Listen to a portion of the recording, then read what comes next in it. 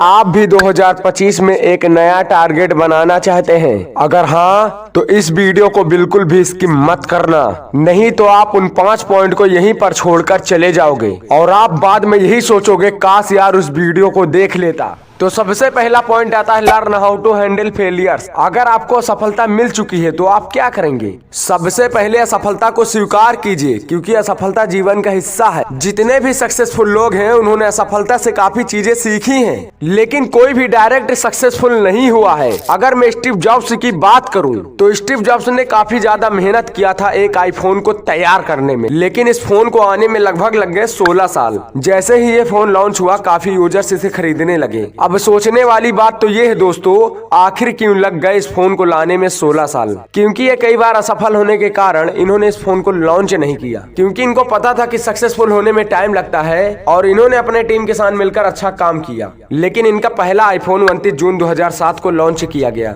और इनकी जो आईफोन की नई सीरीज थी सितंबर महीने में लॉन्च हुई। तो अब दूसरा पॉइंट ये है इमेजिन द आउटकम। अगर आप इस दुनिया में कुछ अलग करना चाहते हैं तो इसके लिए आपको क्या करना पड़ेगा? जैसे कि मान लीजिए मुझे कोई चीज की खोज करनी है, तो खोज करने से पहले आपको उस चीज के बारे में जानना होगा और आपको रिसर्च करनी पड़ेगी, एक टॉपिक पर ध्यान देना होगा, तब जाकर आपके सामने एक नई चीज निकल कर आएगी, मेन रिजल्ट। तो अब हम बढ़ते हैं तीसरे पॉइंट की तरफ, द पावर ऑफ डिटर्मिनेशन। दोस्तों संकल्पमान व्यक्ति एक ऐसा होता है वो अपने काम को लगातार करता रहता है और तब तक करता रहता है जब तक उन्हें सफलता न मिल जाए, क्योंकि उन्होंने मेहनत करते वक्त संकल्प किया था कि अब मुझे इस काम को डेली करना है। जैसे कि कोई भी व्यक्ति ब्रह्मचारी बनना चाहता है तो वो अपने आप से संकल्प कर लेता है कि मुझे उन कामों को करना है जो मेरे लिए फायदेमंद हो, ना कि नुकसानदायक। तो अब हम चलते हैं चौथे पॉइंट की तरफ। चौथा पॉइंट है टाइम मैनेजमेंट। दोस्तों आपने देखा होगा ठंडी के मौसम में काफी लोगों को नींद आने लगती है और इसी नींद के चक्कर में 8-8 घंटे सोने में बिता देते हैं, लेकिन जैसे ही सुबह उठते हैं उनको पछतावा होने लगता है, यार मैंने सारा टाइम गवा दिया और मैं रात को पढ़ भी नहीं पाया। लेकिन इसी तरीके से वो काम को डेली टालते रहते हैं। तो सबसे पहली प्रॉब्लम लोगों को ये आती है नींद आना। आखिर नींद आती क्यों है, इसको हम सबसे पहले समझते हैं साइंटिफिकली, आखिर नींद आती क्यों है। तो सोल्यूशन ये है, हमारे माइंड में एक केमिकल होता है मेलाटोनिन, जो हमारे माइंड से रिलीज होता है और हमारे माइंड को सिग्नल देता है थके हुए हो सो जाओ। तो इसी वजह से हमें नींद आ जाती है और इसका कारण है पानी कम पीना। आप ठंडियों के मौसम में भी कम पानी पीते हो।